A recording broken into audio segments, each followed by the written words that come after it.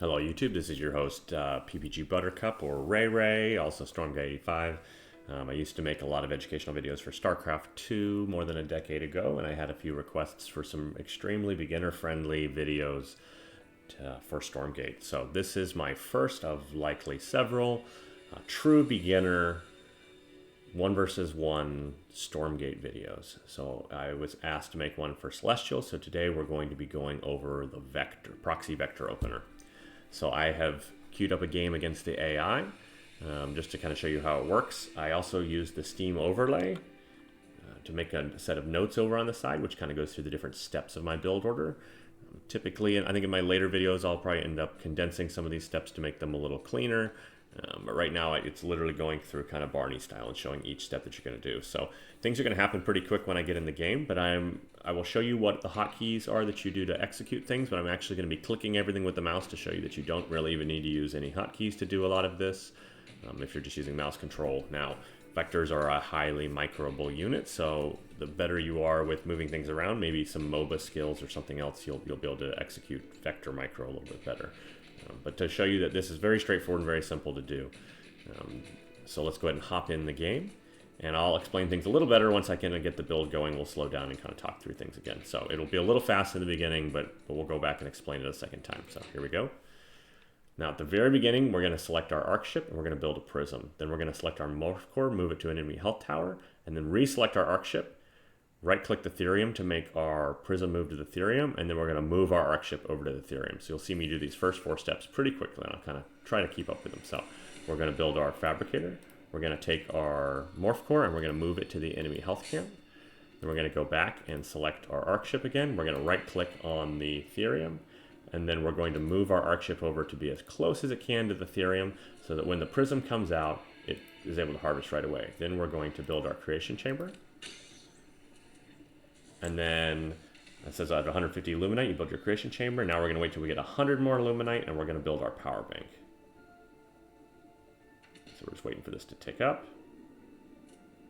Build our power bank. All right, now you really want to get this guy as close to your harvesting prism as you can, so the return distance is really short. Now we want to grab our morph core, and we're waiting for that creation chamber to finish so that we can build our Starforge. You'll see we have enough gas to build it right now, but we're just waiting for it to finish building. All right, now we can build our Starforge. Let's go ahead and plop our Starforge down. So that was step 7. Now we're going to use our top bar ability, Power Surge, which is Control Q, and we're going to put that on our new Starforge. We're also going to rally our Starforge over to the health camp. As soon as it pops out, we're going to fabricate a vector.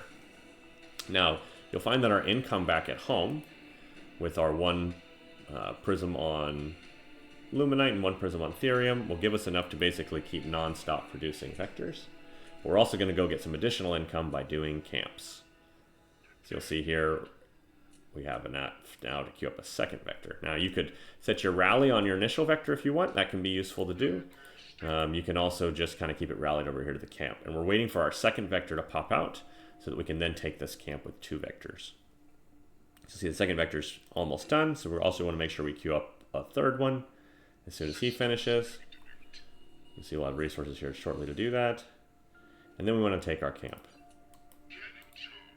You want to make sure you focus fire so you kill them as quickly as possible. Also recommend microing out your first hurt one, maybe a little bit into the fight, so you kind of spread the damage across both of them so they heal a little bit better. Now remember, we want to keep fabricating more vectors. You can also use the E key to build vectors kind of globally. That's the quickest way to do it. So you can even push that button. And then you want to basically just go around the map and take camps as much as you can. So I do have my rally point already set on there, so that makes it really easy. Remember, you can use E to build without having to select the actual building. So you can keep producing them. Spacebar selects all your units, so you can use that as a hotkey, or if you have your automatic control group set up, you can hit 1 or 2 will select it. You can kind of just keep creeping. Sorry, I'm getting a little bit of lag because my system is not great at streaming while recording. And keep building vectors. keep taking camps, and then at some point you can basically go into the enemy base and start attacking things. And I'll talk a little bit about why vectors are so great. So one, they have this delta jump ability, and this is the one time I really do recommend you using a hotkey. Remember, we got to make sure we keep producing. Make sure you're continuing to build. And you can use, your attack move to move around, but that delta jump lets you then kind of blink your guys out of combat. So if you've got a guy who's taking a lot of damage at the front, you can kind of blink him out. Make sure you continue to keep attacking. One thing that's really useful to know, and again, you can keep watching every time you get 50 Therium, you can probably build another vector based on your timings. Now, one thing that's good to know is it takes 4 of these vector volleys to kill either a Bob or a dog. So if you actually have 4 vectors, you can do 1 shot on a Bob and you will kill it. Well, one of my guys didn't hit there. I'll make sure they actually get in range to do that. There you go. You see 1 volley killed him. So even if you're microing around Lancers, you can make sure all 4 of your guys are close. And you can right-click one of the Bobs and you can kill them pretty quickly. Like that. And keep moving around. Now, I did kind of stop producing, but ideally you want to be continuing to produce the entire time you're doing this. If your units get hurt, you can move them back to the healing camp, and you can heal them up, and you can kind of keep doing hit and runs. Ideally, once you get a little bit better with this build and you're practicing it more, and you're continuously producing your vectors, you'll also be able to start weaving in a few prisms to fabricate. So you could set your rally back on your Luminite node using Rally Worker, and you could start building prisms in it. And this will let you keep building your vectors, but also weave in prisms, because you actually, with the camp money that you make, you have enough money to also build some prisms along with it, and that kind of is how you get your transition.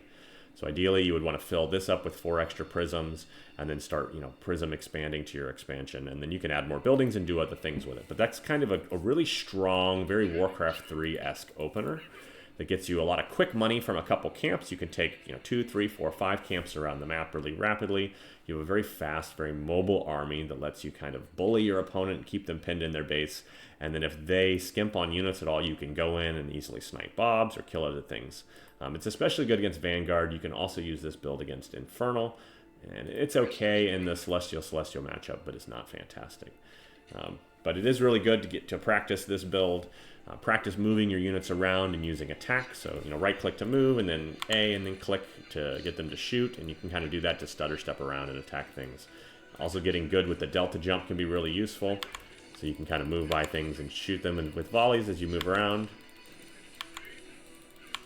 Even if you're not directly focus firing, you can kind of attack as a group. And then if you have a unit that's taking too much damage, you can always blink it back. Just remember, they take 50% extra damage after they blink, so be careful not to put those blinked units back in the fight. And that's basically how the build goes. So like I said, this is my first kind of run through of a build. So we'll kind of go back through the steps that we did again really quick, so you can kind of see what I was talking about. So at the very beginning, step 1 is you take your arc ship and you want to make sure you build that prism. And the goal of that prism is to come over and mine your Therium. You also want to make sure you grab your first Morph Core and have it start moving across to the enemy map right away, which is what you're going to end up building your proxy with.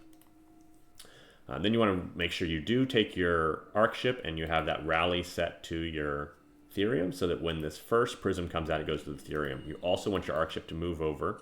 The game ended really quickly. You want your arc ship to move really close to the Therium, so that the return distance for your prism is really short to give you that Therium. So that way you can keep the Therium timing as fast as your boosted Starforge will allow you to keep building vectors. Then you want to make sure, and this all kind of happens really quickly within the first few seconds of the game, you want to make sure you build that creation chamber as soon as you get 150 Luminite, and then follow it up with that power bank. Then you kind of can go back to your Morph Core that's moving across the map, and as soon as you finish your creation chamber, you build that Starforge. Use your power surge on the Starforge so you can build extra fast, and then keep cranking out fabricators. And then kind of like I said, the next step of advancing this build would be to start adding in more prisms and make sure you adjust that rally back from your arc ship to your Luminite mine so that all your future prisms go straight to the Luminite mine. And then you can kind of transition from there to however you choose to play your mid game and late game. But that should give you a start and should give you kind of a powerful early army that lets you move around the map, kill creeps, bully your opponent, and kind of start practicing micro. I really recommend builds like this when you're first kind of learning the game and getting used to it, so that you're learning to both kind of build things at the same time as moving your army around.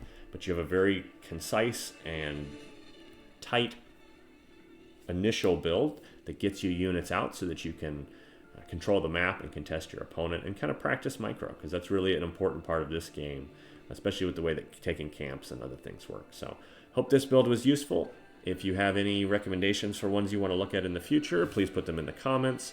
I think the next build that I'll do is kind of an Argent, heavy Luminite game, which will involve expanding and playing a little bit more macro, but kind of keeping it very simple and pretty much only building Argents, which it tends to be a very effective way to play if you're playing against a Celestial to Celestial game. So thank you so much, and look to see you in the next one. If you do like content like this, please like and subscribe.